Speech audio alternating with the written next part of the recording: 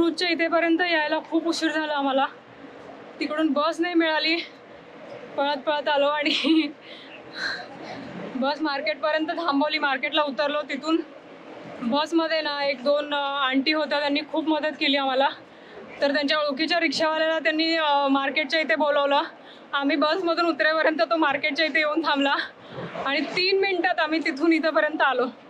आता फक्त 5 मिनिट राहिलं. ही जी बांबूक आहे, ही जी शिप आहे ती निघायला. बट एनिवेज आम्ही वेळेवर येऊन पोचलो आहे. सो आता इथून नील आयलंडला जायचं आहे. ओ माय गॉड, खूप पळत आलो आहे आम्ही. हां, निघाली आहे आता जेटी इकडून. सो मस्त असा व्ह्यू दिसतोय बाहेर.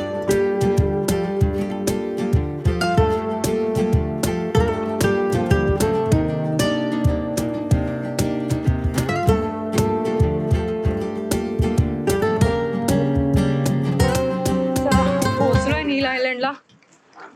आता वॉकिंग डिस्टन्सवर आमचं जे होमस्टे आहे ते आहे. तर आता चालत तिकडे जाऊया.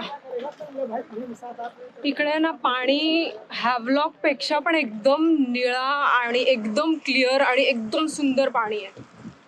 छान वाटतंय मला, एकदम निवांत आहे असं आय गेस इकडे. बघूयात आपण.